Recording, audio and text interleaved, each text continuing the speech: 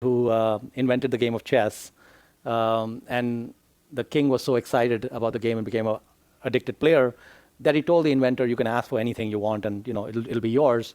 And the inventor of the game of chess says that, I just want you to put 1 grain of rice on the first square of the chessboard and then put 2 grains of rice on the second square and then keep doubling the grains of rice until you get to the 64th square.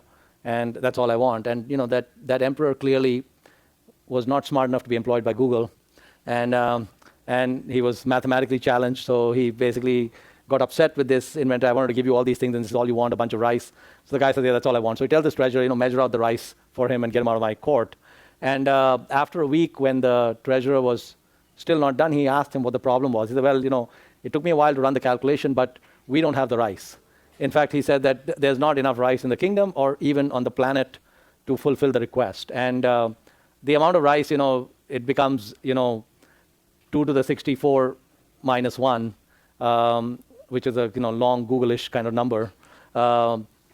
In today's dollars, it's about 300 trillion.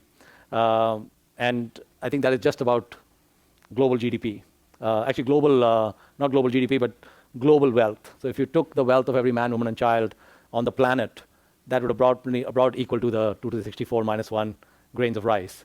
And so that's the power of compounding, right? It grows dramatically. And when I heard about Buffett for the first time in '94, he had been compounding for about 44 years at the time, from about 1950 to '94. And when I looked at the track record, it dawned on me that he was moving basically to the next square in less than 3 years.